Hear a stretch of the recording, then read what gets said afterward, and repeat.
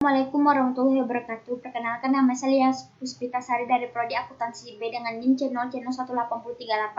Di sini saya akan mempresentasikan tentang mampu memahami konsep dan pencatatan dari aset tidak berwujud dan kewajiban jangka pendek. Mampu memahami konsep dan pencatatan dari aset tidak berwujud dan berkewajiban jangka pendek. Pencatatan aset tidak berwujud yang dimiliki perusahaan dicatat dalam rekening senilai harga perolehannya. Harga perolehan ini tergantung pada cara perolehan aset tak berwujud tersebut. Tapi jika aktiva tetap tidak berwujud itu ukurannya tidak terbatas, maka harga perolehan tetap dicantumkan dalam neraca. Kewajiban jangka pendek yang pertama, kewajiban jangka pendek yang jumlahnya sudah pasti adalah kewajiban jangka pendek yang sudah pasti terjadi dan jumlahnya sudah pasti. Kedua, kewajiban jangka pendek yang jumlahnya diestimasi terbagi dua, yaitu provisi. Adalah kewajiban jangka pendek yang sudah terjadi tetapi jumlahnya belum pasti sehingga dibuatlah pencanangannya. Kedua, kontingensi adalah kewajiban jangka pendek yang belum pasti terjadi dan jumlahnya belum pasti. Kewajiban kontingensi tidak diakui dalam laporan keuangan. Amortasi aset tidak berwujud dengan metode garis lurus dan saldo menurun. Metode dan pencatatan amortasi aset tak berwujud di dalam ilmu akuntansi, kita mengenal suatu penurunan nilai atau penyusutan dari sebuah aset yang mempunyai umur ekonomis lebih dari 1 tahun.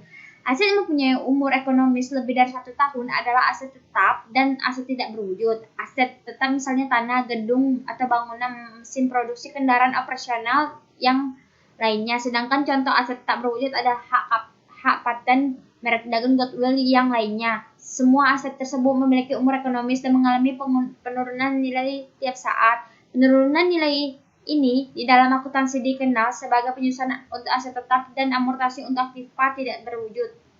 Metode garis lurus. Metode penyusunan dari garis lurus merupakan suatu metode pengalokasian pembebanan biaya di mana jumlah biaya yang dialokasikan setiap tahunnya adalah sama. Dengan kata lain, untuk metode garis lurus, nilai biaya penyusutannya konstan untuk setiap tahunnya, dari tahun perolehan sampai dengan tahun akhir masa manfaatnya. Metode saldo menurun. Sedangkan metode penyusutan saldo menurun merupakan suatu metode pengalokasian pembebanan biaya di mana jumlah biaya yang dialokasikan semakin menurun tiap tahunnya seiring bertambahnya masa manfaatnya, dan pada tahun di mana merupakan akhir masa manfaatnya, dilakukan penyusutan sekaligus atas nilai sisa buku yang ada.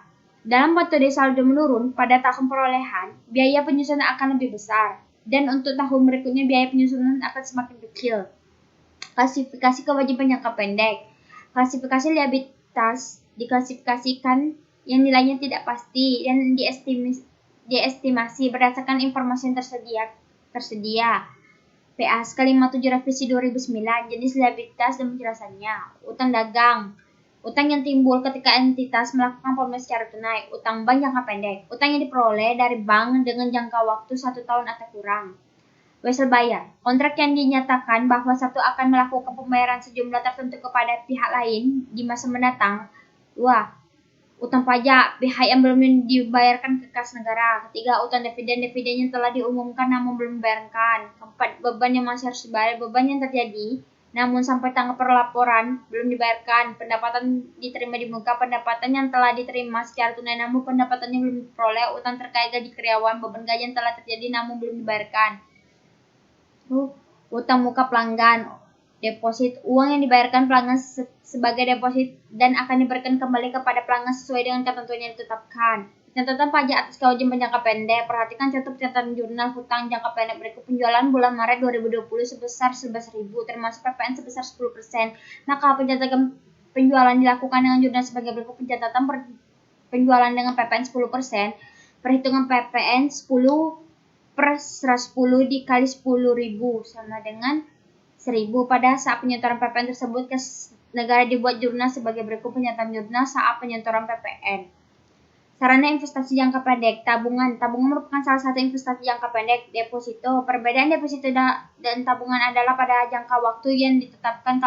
Kalau di tabungan bisa mengambil dana kapan saja, beda dengan deposito. Reksadana, ada jenis reksadana jangka pendek yang bisa dicoba. Reksadana yang terkait pada pasar uang merupakan reksadana jangka pendek. Saham yang dapat menjadi investasi jangka pendek maupun panjang adalah saham-saham di pasar modal yang fluktuasi harganya cukup berat. Inilah saham-saham yang cocok investasi jangka pendek. Ini dilakukan transaksi jual beli dalam jangka pendek. Sekian dari saya. Apabila ada kesalahan saya mohon maaf. Wabillahi taufiq wal hidayah. Wassalamualaikum warahmatullahi wabarakatuh.